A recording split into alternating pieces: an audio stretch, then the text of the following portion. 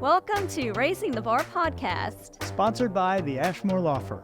We're your hosts and siblings, Gary Ashmore and Lori Ashmore Peters. Subscribe so you don't miss a single episode.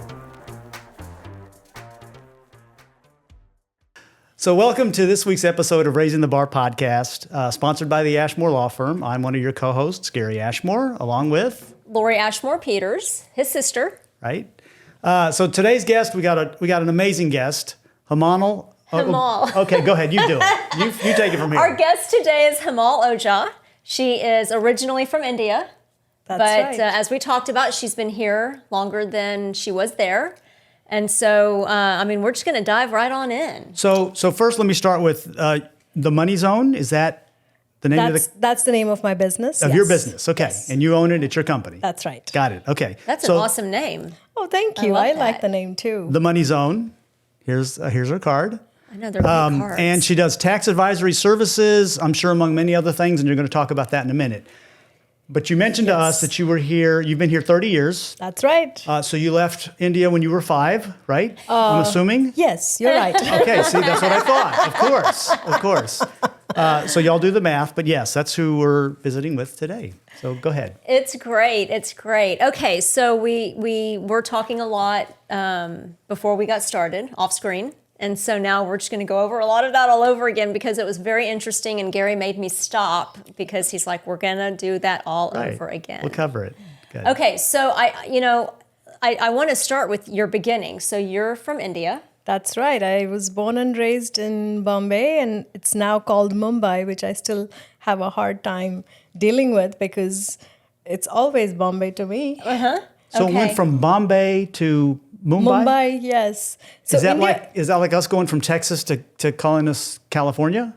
Well, not really. So Okay. actually, India was under the British rule for a long time. Okay. So they changed a lot of the names of the cities, but that was well before I was born. Probably 250 years ago is when they changed it. Okay. So finally, I think about 40 plus years of independence later, they decided, hey, we need to change it back to what it was. And then they went ahead and changed it.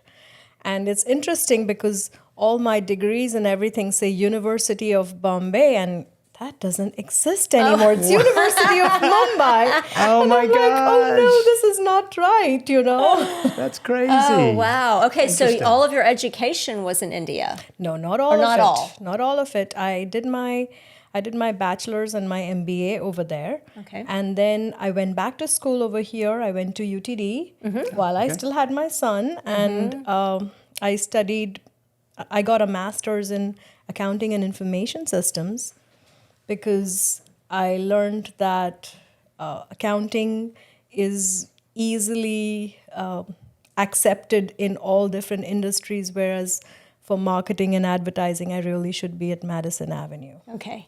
Okay. So we were also talking, you were in your 20s, early 20s, when you first came to the United States. That's right. With no family here. Is that, or did you I have did have some family? distant cousins, Okay. but no close family. Okay. So, I can't imagine having to, number one, get the nerve up enough to ask my dad, can I go visit? Much less can I move. Right. So how does Completely that different country. conversation happen? Slowly. For me, it would have been, Gary, this is what I want to do, and go make it happen. Slowly, Oh, my. patiently, and of course with a lot of guts, I would say, because it was not an easy conversation. And then finally, when I told him that I think I would like to move here, I think that was really hard on him. Because I was the oldest, I still am the oldest child. Okay. And I had lost my mother at a very young age. So I was very, very close to my dad. Oh, of course. But I felt like I needed to be here to be who I want to be versus being in a society where, the female voice was subdued very badly at that point in time. Okay.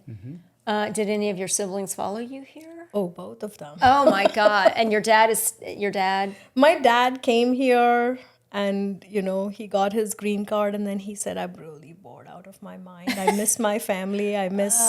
He has his brothers. And Okay. he's like, I miss my family. I miss my friends. I have nothing to do here, and he's like, I love you so much, but you have to let me go if you love me. So Oh. Okay. that was really hard, really course. hard, because I told him, I said, okay, because that means that we're going to be living on different continents, and it's going to mean a lot of travel back and forth. Okay. Okay. So But so was he or is he upset with you that your siblings followed you Not anymore. here? He's like, why did I say yes? Why did I agree to this? no, I don't think he's upset anymore. Though sometimes, like year before last, he had to have both his knees replaced, Okay. and that became really hard because, we're all living here and he's there by himself. So luckily, I was able to go over there and spend some time with him and help him through all of that.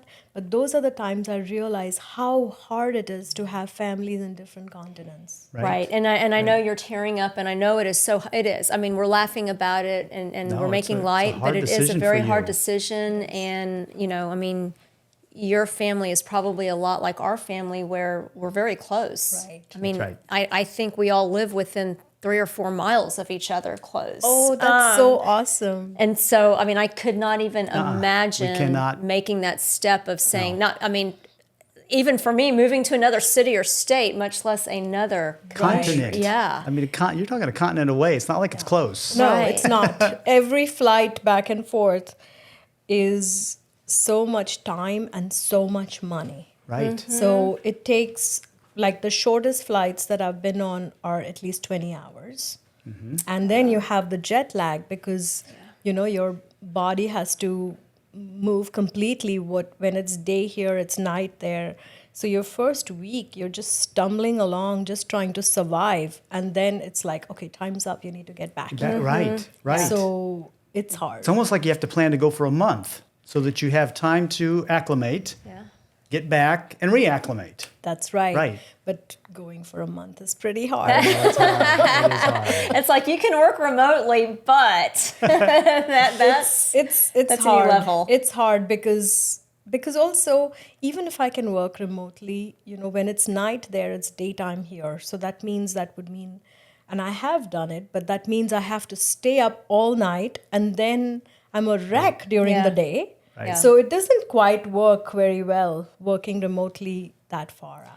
Right. Well, and I will say, listening to just this part of the story, just making that decision to move to another continent is, I mean, you're an incredibly strong woman. Oh, thank you.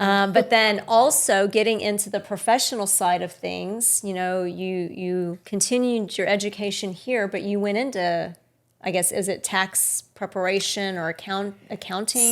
So when I first decided, that all right, I'm going to have to, I decided, my friend who's a CPA convinced me, come on, Hemal, you can do it. So I had top Bombay University when I was in Bombay Okay. in accounting. So she's like, you have it in you. Come on, just do this. It's going to be a breeze for you. And at that time, I didn't realize what I signed up for. Of course. So I went ahead and did it because, to be a CPA, you need 150 hours. And so I was a few hours short. So I thought, all right, let me just go ahead and finish my master's, even though that would mean I would have a few extra hours. That way, at least I feel a little accomplished at the end of the day.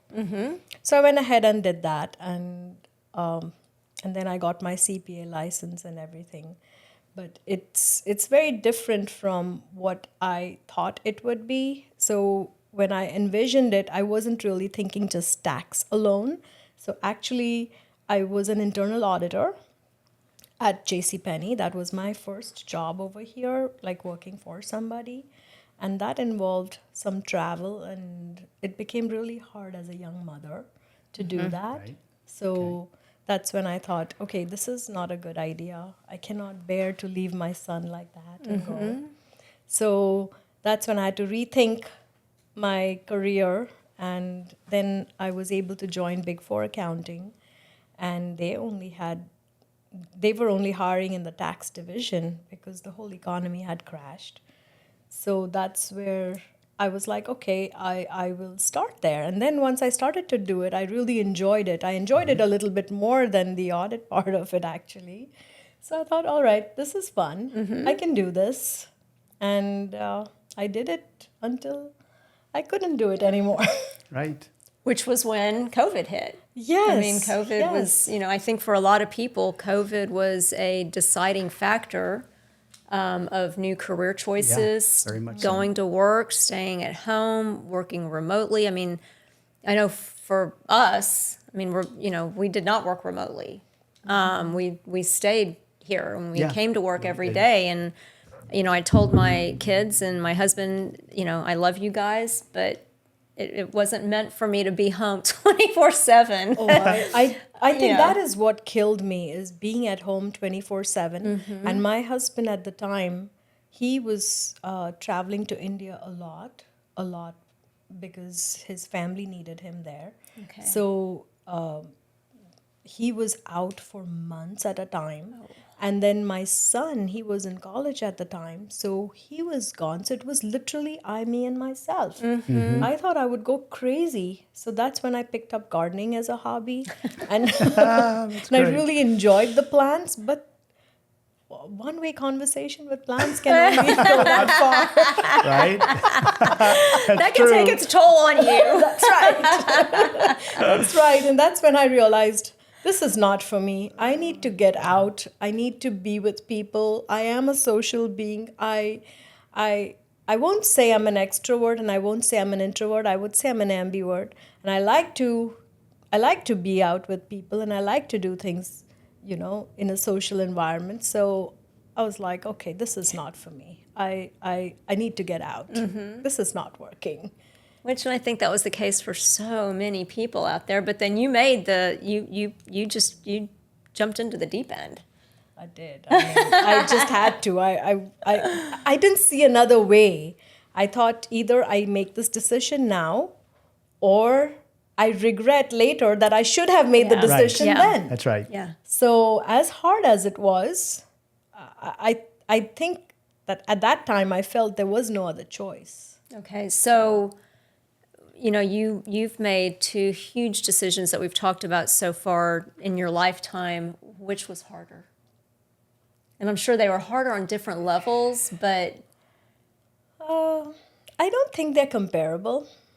okay. Because now in hindsight, now that my son has passed that age when I left the country, if he were to tell me he's leaving the country and everything, I think I would just collapse, because I don't think I'm equipped to handle that. Right. So in hindsight, I can only imagine what I put my dad through.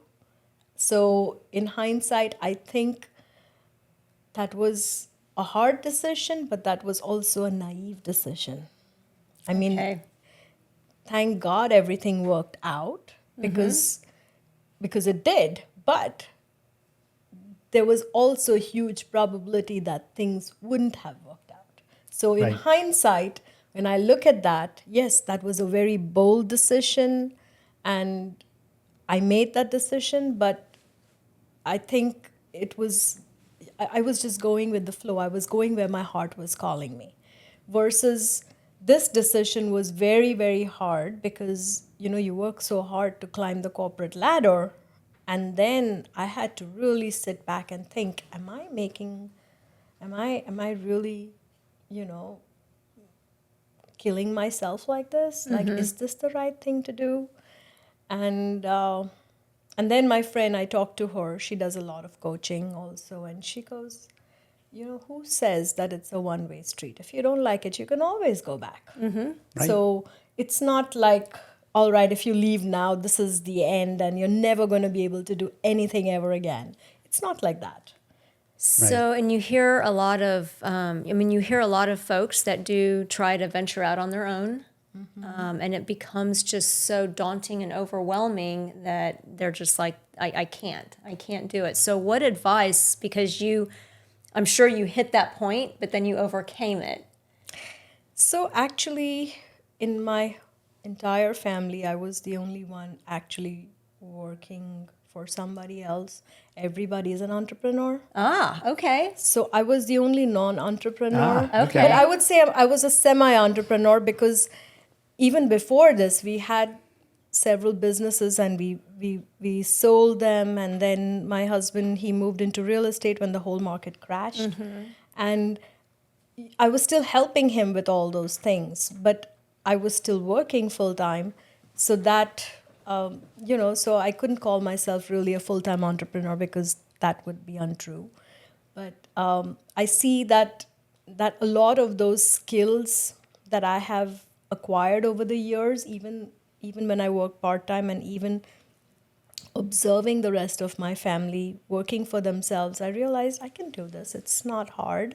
I just have to stay at it. Right. There will always be hurdles. I don't know. I cannot say that even when you work for corporate America, there are no hurdles. What are you willing to overcome?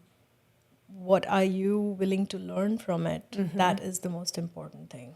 There's hurdles everywhere. So when did you start the Money Zone? When was that So created? officially, I started about 16 months ago. But Okay. I had started to dabble with it Okay. about 2 years ago. And that's when I was like, okay, I know there's a huge shortage of accountants in the market. So apparently, from what I understand, that there's a 30% shortage of CPAs in the market. Oh, wow. Wow. 30%. Did not know that. Did not know that either. Huge problem. And one of the biggest barriers to entry is the 150 hours of education. Right. Because that would mean having a bachelor's plus a master's. Right. So, and with the education system being so expensive, it is hard for most people to pay that much money. So that is a huge barrier to entry. And from what I understood while talking to a few people while I was interviewing them for jobs and things like that, even while I was at KPMG, they said that the IT industry pays so much better. So it was a hard call for them, to not pick accounting as their career. Right. So that is where the shortage has happened.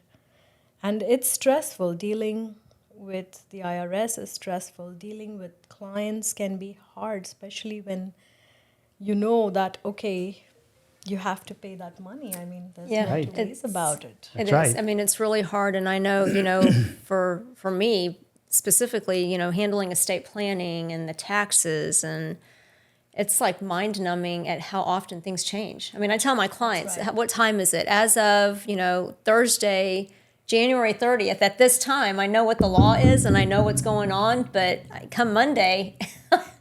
Did you follow the BOI reporting? Yes. Every day it was a news story. It's still a new story. Right. I mean, he was telling me, like the deadline is coming up. Do I complete it? Do I not? I'm like, That's right. just don't do it and hope like that's the right answer. Right. I can tell you that's the answer right now, but who knows in 2 weeks? Well, It's crazy. Or 2 hours. Or Or 2 2 hours. hours. That's Yeah. right. It was constantly changing. And for those of you, for the viewers that don't know what the BOI is, we have this little thing called the Corporate Transparency Act, where if you have trusts or LLCs and you're a small business, you have to report to the IRS. I mean, it was a brand new thing that, not even a year old. It's not even a year old, and the fines were insane, like Yes. as though we were all criminals. And I thought that was absolutely an overreach. $591 a day. A Day. day. Right. It's, and And I'm sure they were going to tack on interest after Oh, yes. that. And most Right. small business owners don't know this. No. So I think it's so unfair to treat them like that. Like, hey, you didn't file this report, so guess what? We got you. Now you're Right. going to pay $591 per day plus interest And and, they penalties. and I don't, know. because we find a lot of people do their own taxes, which is fine because they can handle it, but they don't know. I mean, nobody knows to keep up with what's going on. So yeah, it's really, really hard, and it's hard even like for us to communicate to people, hey, now they want to get into your business and they want to know exactly who Right. owns the company. And people were like, I mean, what do they want to know? I make donuts. Like, Yeah. it's not, Right. That's right. it's not a big deal. Right. Right. That's Right. exactly right. And it was the small businesses small that were going to business have, and owners. it's still not over. So for those of you that have trusts or small businesses, just Stay tuned. talk to your estate planning attorney, talk to your CPA, Yep. Your tax planning your person. financial person. I mean, you need to talk to someone that definitely keeps up with it, because we don't know what the future is going to hold with it. That's right. And you don't want to be penalized for not knowing that you're supposed to file a silly form, actually. Right. Right. Right. And unfortunately, as we were taught, law school 101, ignorance is not a defense. That's right. You can't say, I didn't know. Okay, so with your business, what is it that you do? So I really specialize in tax advisory, Okay. where I help clients, legally and lawfully, of course, reduce their tax burden. Okay. Sometimes we realize that their entity structuring is not right. When they should have been an S corp, they're really not, and they're paying these huge self-employment taxes, and that they can actually save some money by having a separate entity.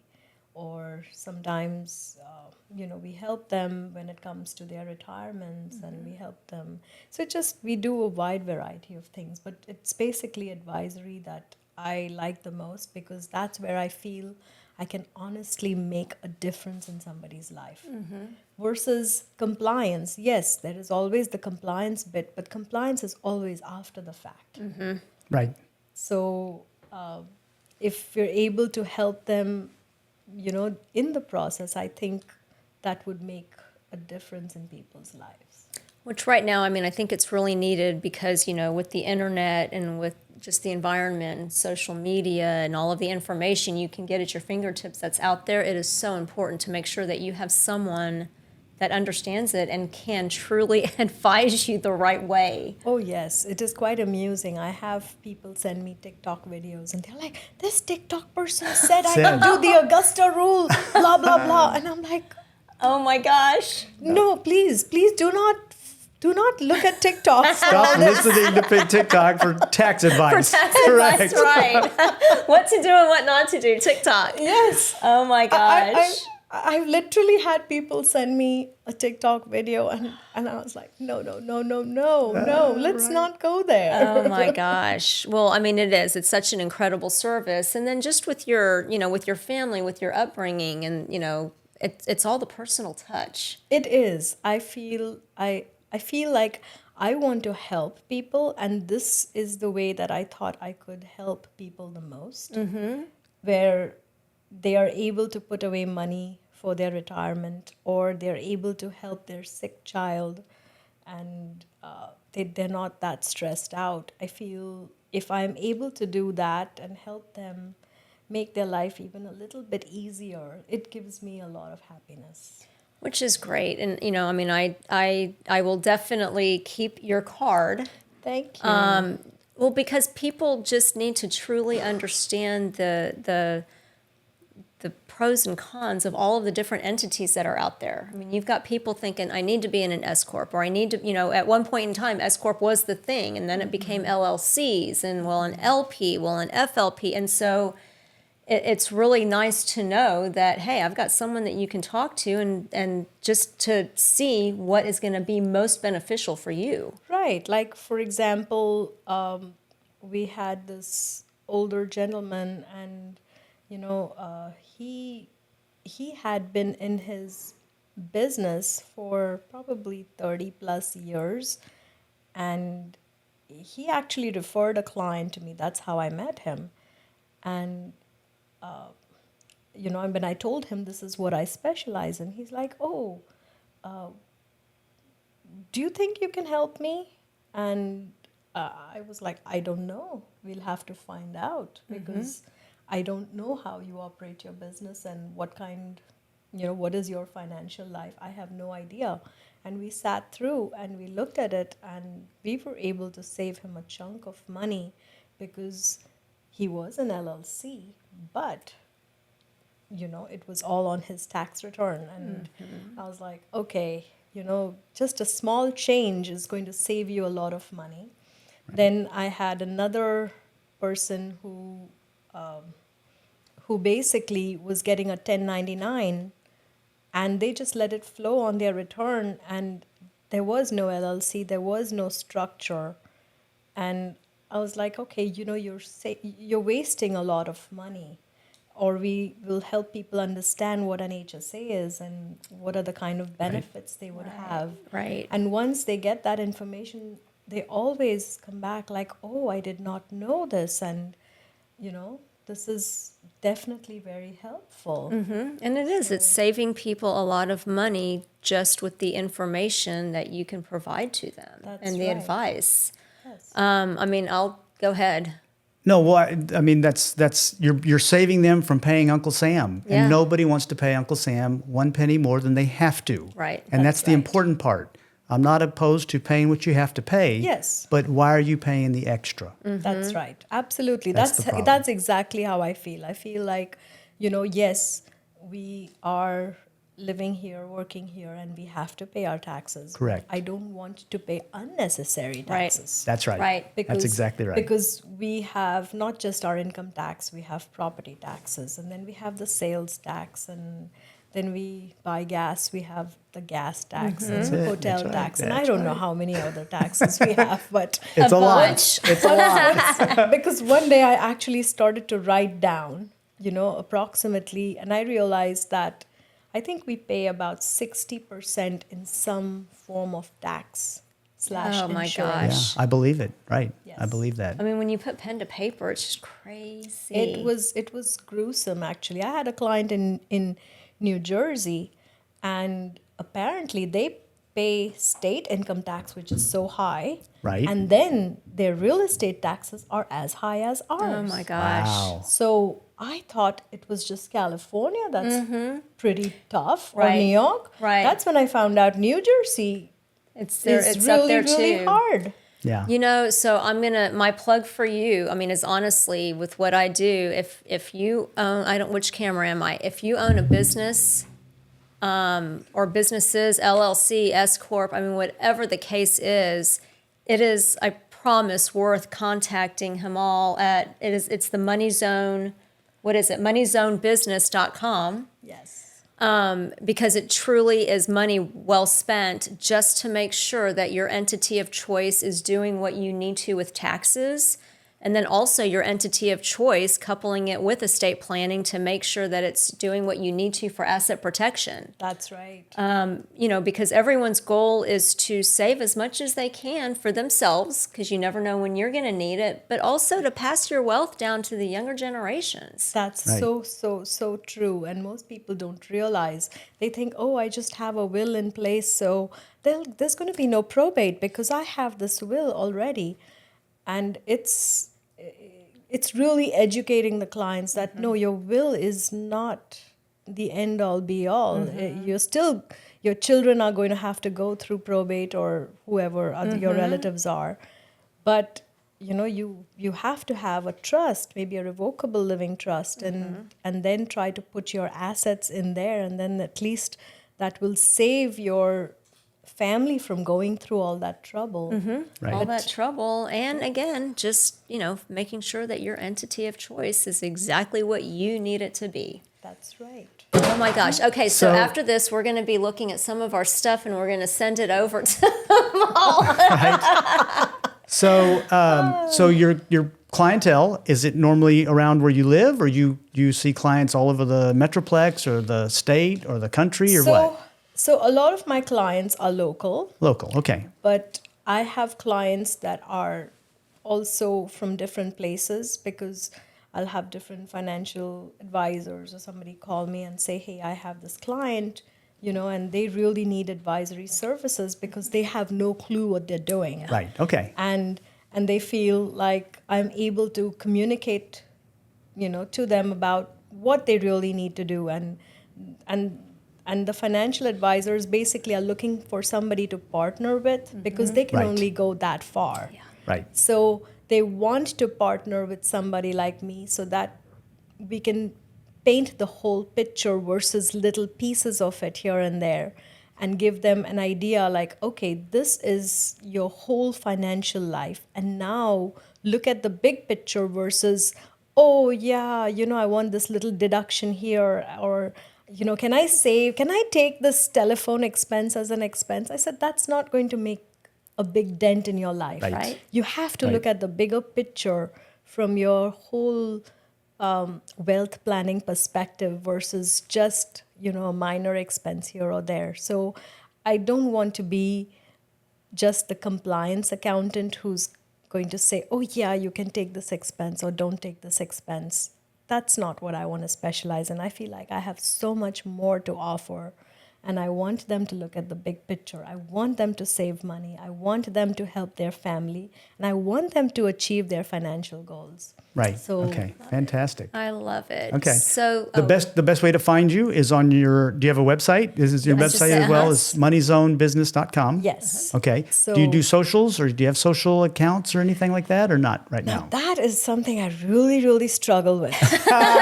Don't we all? we do too. You're not alone. It was so hard for me to open an Instagram account, but I haven't made a single post on there because I just cannot bring myself to post something, especially, when people send me these TikTok videos and I'm holding my head, I'm like, I cannot do that. I don't want to do that. I feel like I want to be able to help people, but that whole social media thing kind of makes me want to crawl under the table. Hey, great. you're not alone. That's why No, we that's surround right. ourselves with the younger generation. And there's Luke behind the camera right there Shaking his head, yes. to say, just handle it for us. Oh my God. Okay, so the name of our podcast is Raising the Bar Podcast. Yes. So how do you feel you raise the bar, either personally or in your business life? So I feel I have always personally challenged myself to do better and better and better.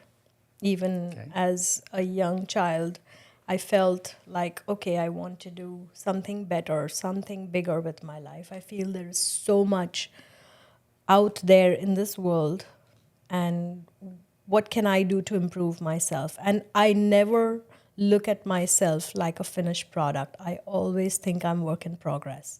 So, some days I look at my own handwriting and I'm like, maybe I should just work on my own handwriting. I cannot read what I have written. Listen, right, that's right. I have that I same problem. scribble too fast. And then sometimes I try to convince myself that maybe social media is something I should learn and I should do it.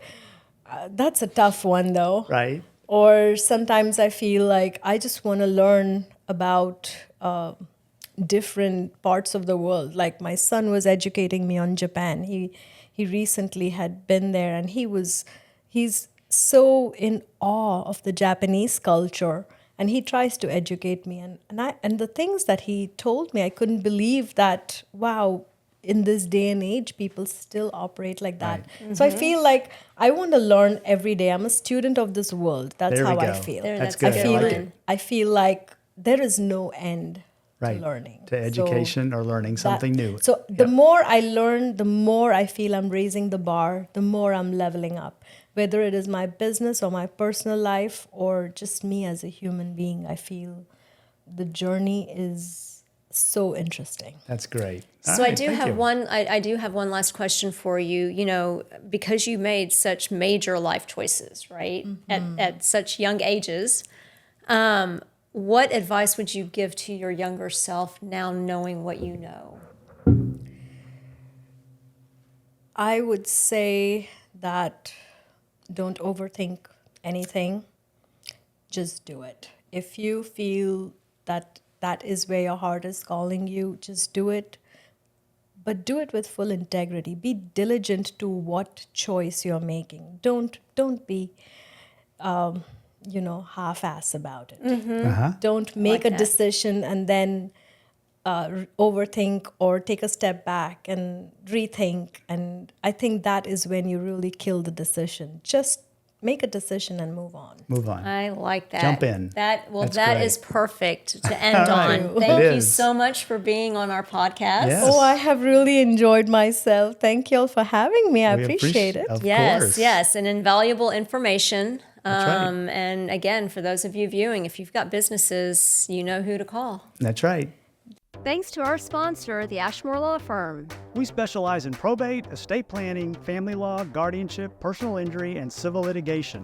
You can find us at ashmorelaw.com. Or by calling us at 214-559-7202 Again, that's ashmorelaw.com.